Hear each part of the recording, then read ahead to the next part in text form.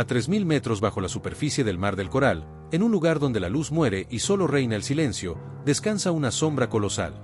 Una reliquia de acero que el océano se negó a devolver. No es un simple barco hundido, es un enigma. Un gigante que cayó no por el enemigo que lo atacó, sino por algo mucho más oscuro que se gestó en su interior. Allí abajo, donde la presión aplasta cualquier forma de vida y el agua es tan fría que parece detener el tiempo, yace uno de los naufragios más paradójicos de la historia naval, el USS Lexington, el legendario Lady Lex. Un portaaviones que, en teoría, debería haber sobrevivido a la batalla que luchó. Un buque que estaba estable, navegando a 25 nudos, con sus incendios controlados, y aún así, se perdió para siempre. ¿Qué ocurrió realmente en esas 2 horas críticas entre el ataque japonés y la orden final de abandonen el barco? ¿Por qué un portaaviones que todos los hombres a bordo creían salvado terminó estallando desde dentro? ¿Y qué secretos permanecieron ocultos hasta su descubrimiento en 2018, cuando una expedición logró descender a las profundidades abisales donde el océano había guardado su historia? Hoy, vamos a descender juntos hasta su tumba de acero. Vamos a descubrir por qué 216 hombres nunca regresaron. Vamos a ver con nuestros propios ojos cómo el tiempo congeló aviones, torpedos y hangares enteros como si la batalla hubiera terminado ayer. Pero antes de continuar, si te apasionan las historias reales, misteriosas y olvidadas del mar, asegúrate de suscribirte y activar la campanita. Este canal existe para rescatar estos relatos del fondo del océano, y tu apoyo nos permite seguir explorando más historias como la de Lady Lex. Ahora, respira hondo, porque vamos a bajar casi 3 kilómetros hacia la oscuridad. Y allí abajo, entre restos perfectamente conservados y silencios que pesan más que el agua, descubriremos que el Lexington no es solo un naufragio. Es un mensaje, un eco de valor, tragedia y misterio que llevaba 76 años esperando a ser contado. Lo más desconcertante del destino del USS Lexington no fue la ferocidad del ataque japonés ni la violencia de las explosiones iniciales. La verdadera tragedia, la que convirtió a Lady Lex en un misterio naval durante más de 7 décadas, es que no fue el enemigo quien la hundió. Al contrario, contra todo pronóstico, el Lexington estaba ganando la lucha por sobrevivir. Después del ataque aéreo, los incendios estaban controlados. Las bombas que perforaron su cubierta ya no ardían. Los equipos de control de daños habían corregido una escora de casi 60 grados. Y a pesar de haber recibido torpedos en el costado de babor, el portaaviones navegaba a 25 nudos, alejándose del campo de batalla como un gigante herido, pero no derrotado. Los marineros respiraron aliviados. Muchos incluso pensaron que Lady Lex volvería a Pearl Harbor. Pero el verdadero peligro no estaba en el cielo. No estaba en los aviones japoneses. Ni siquiera en las bombas y torpedos que ya habían hecho impacto. El enemigo estaba dentro. Una mezcla invisible, letal, impredecible, vapores de gasolina de aviación, filtrándose lenta, silenciosamente a través de tuberías dañadas por los torpedos. Un combustible extremadamente volátil que recorría el portaaviones a través de kilómetros de conducciones construidas para alimentar aviones, no para recibir fuego enemigo. Esa gasolina debía drenar por completo después del impacto. Pero algo falló. Tal vez una válvula deformada. Tal vez una línea colapsada en la explosión. Tal vez un procedimiento que en medio del caos no pudo cumplirse al pie de la letra. Lo cierto es que, en las entrañas del Lexington, donde el calor de las calderas, el vapor y los generadores eléctricos creaban un ambiente perfecto para el desastre, los vapores comenzaron a acumularse. Lentos, silenciosos, mortales. La tripulación no podía verlo. No podían olerlo. No podían detenerlo. A las 12:47 de la tarde, un solo chispazo, quizá de un motor eléctrico, quizá de un cable pelado, quizá del propio generador, fue suficiente para convertir ese aire saturado de combustible en una bomba interna. La explosión sacudió el corazón del buque. Mató a un equipo entero de control de daños. Rompió aún más tuberías. Liberó más combustible al aire. Fue el momento exacto en el que el destino del Lexington cambió de rumbo para siempre. No fue un torpedo japonés el que lo hundió. No fue una bomba enemiga. Fue la tormenta perfecta de ingeniería, combustible y azar. Una reacción en cadena que convirtió al portaaviones más grande de su época en una trampa mortal. Y eso plantea la pregunta que ha perseguido a historiadores, ingenieros y marineros durante generaciones. ¿Se habría podido salvar el Lexington si no fuese por esa explosión interna? Esa es la paradoja. Ese es el misterio que lo hace único entre todos los portaaviones hundidos en combate. Y es ese giro inesperado el que transformó una victoria táctica en una tragedia humana. Antes de seguir, Si este tipo de historias te están atrapando, recuerda que tu suscripción nos ayuda a seguir investigando y a traer estos relatos olvidados del fondo del océano. Y ahora, acompáñame al siguiente capítulo, porque la historia de Lady Lex comienza mucho antes de su hundimiento. Comienza en un astillero de Massachusetts, cuando ni siquiera estaba destinado a ser un portaaviones. Para entender el misterio del hundimiento del Lexington, primero tenemos que mirar hacia atrás. No al día de la batalla, ni siquiera al año en que fue botado, sino más de una década antes, cuando Estados Unidos construía no un portaaviones, sino un crucero de batalla. Porque el Lady Lex, antes de ser el Lady Lex, nació con otro nombre, CC-1. Un buque concebido para ser un depredador de superficie, rápido, descomunal, armado con cañones capaces de desgarrar acorazados enemigos. En enero de 1921, cuando se colocó su quilla a los astilleros de Quincy, Massachusetts, el Lexington estaba destinado a la agresión pura, a la velocidad, al fuego naval más devastador que existía en ese entonces. Pero la historia, como siempre, tenía otros planes. En 1922, las grandes potencias firmaron el Tratado Naval de Washington, un acuerdo para limitar el tamaño de sus flotas y evitar otra carrera armamentística. La cláusula más impactante prohibía, literalmente, terminar muchos de los cruceros de batalla que ya estaban en construcción. CC-1 debía ser desmantelado, desmontado en piezas, convertido en chatarra. Pero los inspectores se dieron cuenta de algo: la estructura estaba completada en un 24%, demasiado avanzada para desecharla sin pérdidas millonarias. Fue entonces cuando surgió una propuesta audaz, casi experimental para su tiempo: convertirlo en uno de los primeros portaaviones de la flota estadounidense. Así, CC-1 dejó de existir. Y nació CB-2, el USS Lexington. No fue simplemente una reconversión. Fue una transformación total. Un guerrero concebido para disparar cañones gigantes se convertiría ahora en un coloso del aire. Un monstruo de acero adelantado a su época. Cuando finalmente fue botado en 1925 y comisionado en 1927, el Lexington era algo que el mundo jamás había visto. Longitud, 888 pies, 270 metros. Desplazamiento, más de 43.000 toneladas a plena carga. Velocidad, 34.5 nudos en pruebas, una cifra impresionante incluso para estándares actuales.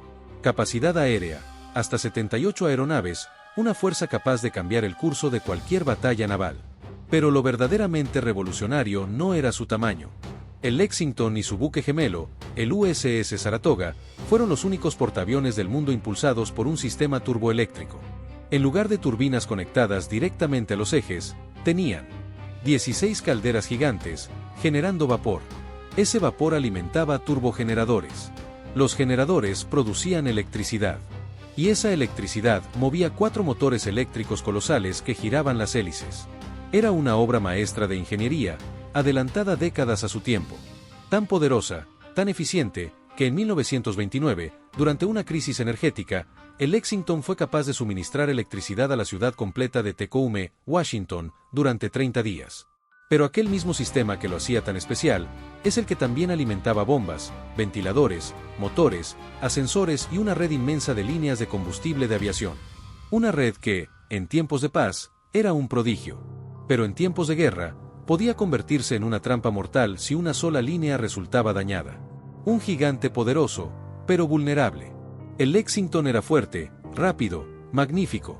Pero también era enorme, lleno de combustible, cables, tuberías y maquinaria eléctrica. Un portaaviones tan avanzado tenía un talón de Aquiles, la fragilidad inherente de un sistema que dependía de electricidad y combustible altamente volátil. Y ese talón de Aquiles se revelaría de la forma más devastadora el 8 de mayo de 1942. Pero antes de llegar a la tragedia, tenemos que ver cómo este gigante eléctrico fue enviado al combate.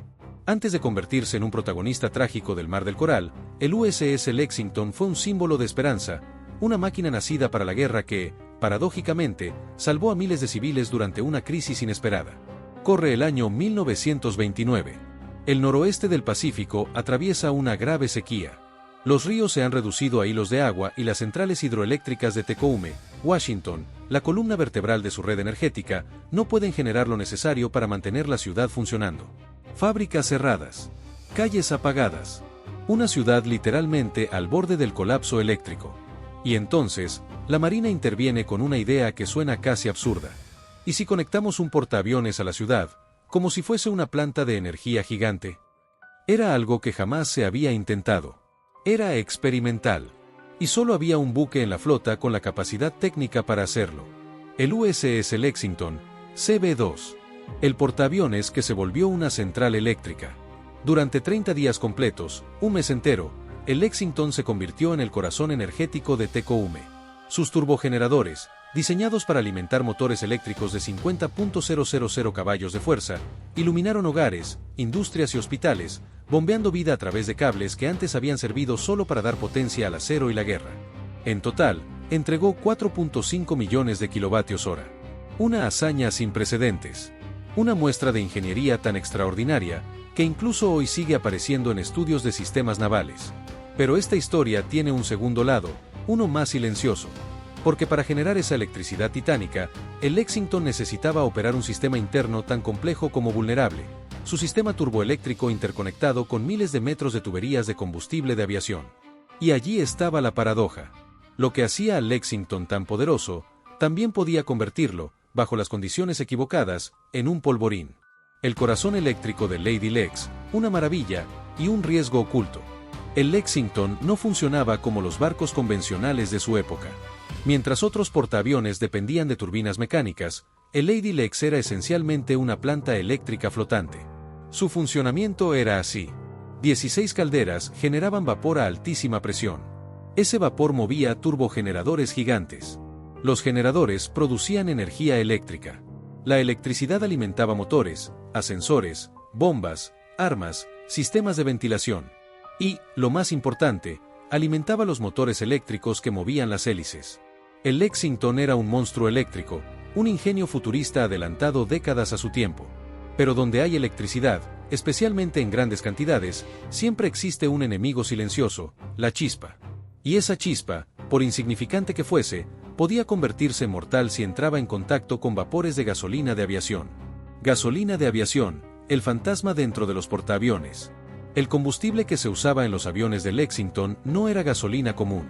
Era un combustible extremadamente volátil, capaz de evaporarse a temperaturas muy bajas y formar mezclas explosivas con el aire. Para alimentar a una flotilla de aviones, el Lexington almacenaba decenas de miles de galones en tanques profundos conectados por líneas principales de distribución, tuberías secundarias, bombas, conductos que recorrían la estructura desde las bodegas hasta el hangar. Todo ello pasando por zonas donde también corrían cables eléctricos, transformadores, motores, tubos de vapor caliente, conductos de ventilación. Era una compleja red de vida y de riesgo. En tiempos de paz, con las líneas intactas y los protocolos estrictos, el sistema era seguro. Pero en tiempos de guerra, cuando un torpedo podía romper tuberías, deformar válvulas o dejar bolsas de combustible atrapadas en lugares donde nunca debía haberlas, ese sistema eléctrico podía convertirse en un incendiario involuntario. Y de hecho, fue así. Tecoume, el aviso silencioso del destino. El mes en que el Lexington iluminó Tecoume se celebró como un triunfo nacional. Pero pocos comprendieron entonces que esa operación también expuso claramente la magnitud del poder eléctrico que recorría sus venas metálicas. Era como pedirle a un dragón que controlara su fuego. Magnífico, pero peligroso. Cuando el Lexington se alejó del puerto de Tecoume, su tripulación quizá no lo sabía, pero ya cargaba consigo una historia que habría de repetirse de forma trágica. Su electricidad podía dar vida a una ciudad entera, o podía, bajo las circunstancias incorrectas, desencadenar una catástrofe interna. Y en 1942, cuando los torpedos japoneses rompieron esa red de tuberías de combustible, el destino del Lexington se selló sin que nadie lo supiera aún. Pero esa parte de la historia está por venir. A inicios de 1942, Japón avanzaba sin freno por el Pacífico. Cada isla, cada base, cada paso parecía una victoria más para su expansión. El siguiente objetivo era Port Moresby, en la costa sur de Nueva Guinea. Si caía, Australia quedaría expuesta a ataques directos. Y desde el punto de vista estratégico, significaría que Japón controlaría la ruta aérea y naval del Mar del Coral. Estados Unidos no podía permitirlo. La inteligencia naval interceptó comunicaciones japonesas y confirmó el movimiento de una fuerza de invasión protegida por portaaviones.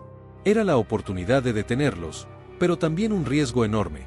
El almirante Nimitz respondió organizando la Task Force 17, con 2 portaaviones como punta de lanza, el USS Yorktown y el USS Lexington. Era una apuesta audaz.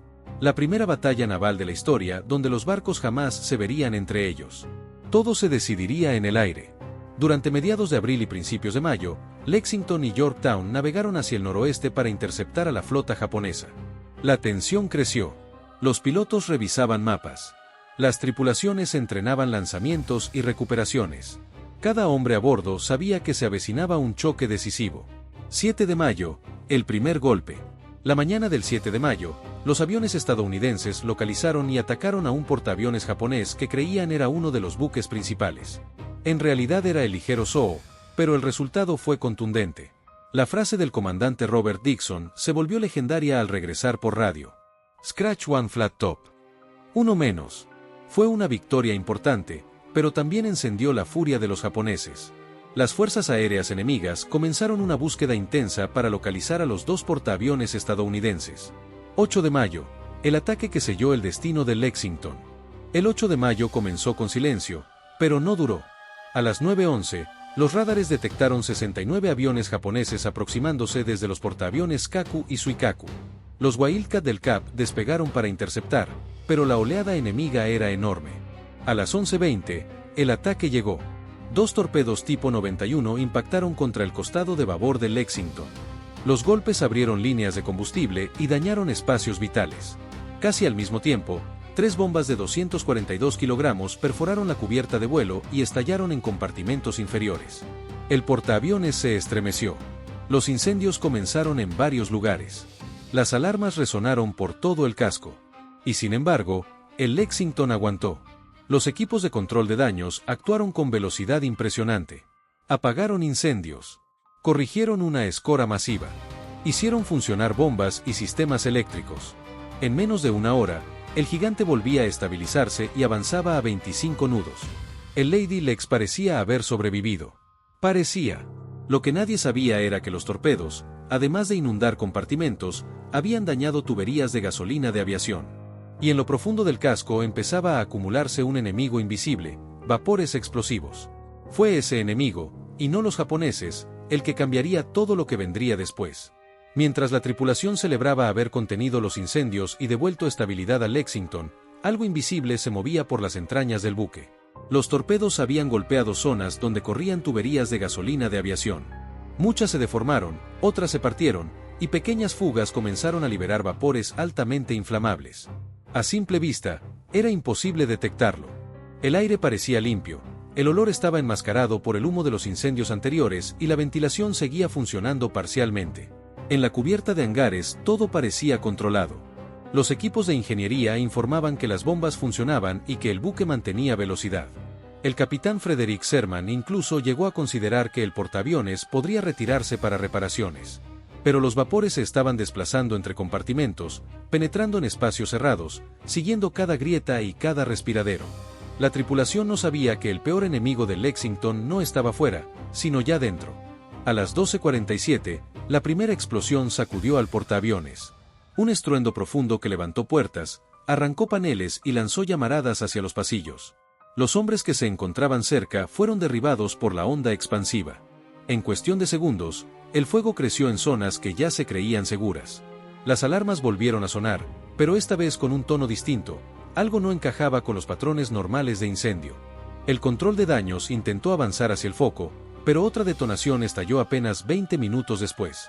Esta fue más fuerte, más violenta. Los vapores habían encontrado otro punto caliente.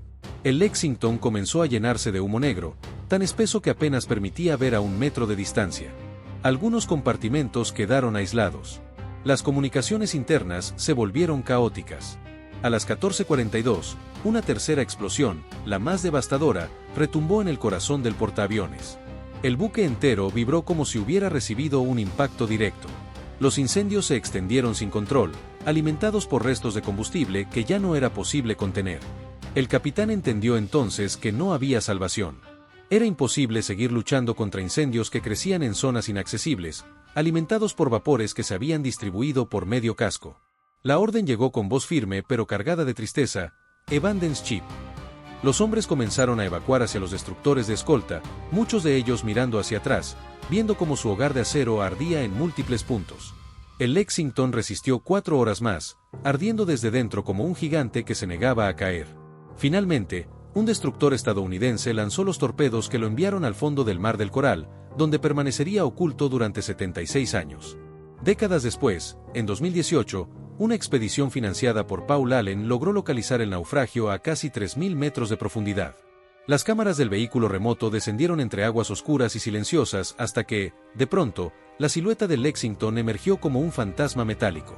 La proa seguía intacta, el casco reposaba erguido sobre el lecho marino, cubierto por una fina capa de sedimentos. Lo sorprendente era el nivel de preservación. La estrella blanca aún visible en los aviones Douglas TBD Devastator, fuselajes casi completos, ametralladora sin corrosión severa y partes del hangar perfectamente reconocibles. Era como si el tiempo se hubiese detenido. Se encontraron cazas F-4F Wildcat con las armas cargadas, números de escuadrón legibles y paneles que parecían tocarse sin deshacerse. Incluso se hallaron 2 aparatos alineados como si esperaran una orden de despegue que nunca llegó. Para los historiadores, el hallazgo fue más que un descubrimiento arqueológico, era la primera vez que se podía ver el Lexington tal como quedó después de la batalla, sin intervención humana, congelado en el instante exacto en que la guerra lo reclamó. Así, en ese abismo silencioso, el Lady Lex parece todavía vivo. No como un naufragio, sino como un testigo inmóvil de la tragedia, la valentía y las decisiones que cambiaron el rumbo en uno de los momentos más críticos de la guerra en el Pacífico. Su historia, reconstruida pieza a pieza desde las profundidades, continúa recordándonos que a veces los buques no caen por lo que les golpea, sino por lo que nadie pudo ver a tiempo. Cuando el hallazgo del Lexington fue verificado, la reacción no tardó. La US Navy confirmó oficialmente que los restos correspondían al CB-2 y publicó un comunicado destacando la importancia histórica del descubrimiento. Para la Armada, no era solo un naufragio recuperado visualmente, era una pieza clave de la historia naval estadounidense. El Lexington había caído en una batalla que, aunque costosa, había detenido por primera vez el avance japonés. El Mar del Coral se convirtió así en un punto de inflexión. Japón se vio obligado a cancelar la invasión de Port Moresby, perdió unidades aéreas irreemplazables, y lo más importante, su estrategia de expansión sufrió un freno decisivo. Aquella contención, aparentemente pequeña, tuvo consecuencias enormes. Pocos meses después, en junio de 1942, los japoneses intentarían un golpe audaz contra Midwa, pero llegarían a esa batalla sin el ritmo ofensivo arrollador de principios de año. Sus portaaviones estaban más presionados, sus pilotos más escasos y su margen de error más estrecho. El Mar del Coral no solo fue una defensa exitosa, fue una antesala. Un desgaste que permitió que Estados Unidos tuviera la oportunidad y la ventaja estratégica de lograr la trascendental victoria de Midwa, donde 4 portaaviones japoneses fueron destruidos. En ese sentido, el sacrificio del Lexington ayudó a cambiar el rumbo de toda la guerra en el Pacífico. El legado del Lady Lex no terminó en 1942. Con el tiempo, el sitio del naufragio pasó a ser reconocido como tumba de guerra. Allí descansan más de 200 marineros que no lograron abandonar el buque. Por ello, el lugar está protegido, nadie puede extraer objetos ni alterar el área. La filosofía es simple, lo que el mar guardó, debe permanecer como memorial. Las imágenes recopiladas por la expedición de 2018 se compartieron con extremo respeto, resaltando las marcas de la batalla, los aviones intactos y los espacios que permanecen tal como quedaron hace más de 7 décadas. A nivel científico, el naufragio del Lexington ofrece un laboratorio excepcional. Su profundidad y su estado de conservación permiten estudiar cómo los materiales navales de la era industrial se degradan en ambientes de alta presión. También aporta información sobre la historia operacional de los portaaviones tempranos y las tácticas aéronavales de la época. Cada pieza encontrada, desde una ala plegada hasta una ametralladora congelada en el tiempo, narra algo más que un combate, explica la evolución tecnológica del conflicto más grande del siglo XX. Finalmente, el nombre del Lexington no desapareció con el hundimiento del CB-2. En 1943, mientras la guerra continuaba, se botó un nuevo portaaviones, el USS Lexington CB-16, un Essex-class que rendía homenaje directo al Lady Lex. Este segundo Lexington peleó en casi todas las grandes operaciones del Pacífico y se convirtió en uno de los portaaviones más condecorados de la historia naval. Era, en cierto modo, el renacimiento del espíritu del original, una continuación del coraje, la capacidad de resistencia y la determinación que el primer Lexington había mostrado en sus horas finales. Así, la historia de Lady Lex no queda solo en el pasado. Sobrevive en el fondo del Mar del Coral, en los archivos de la Marina, en el análisis científico moderno y en el legado que heredó su sucesor. un navío cuya caída ayudó a frenar la expansión de un imperio, y cuyo recuerdo sigue iluminando, desde la oscuridad de las profundidades, uno de los capítulos más determinantes de la Segunda Guerra Mundial.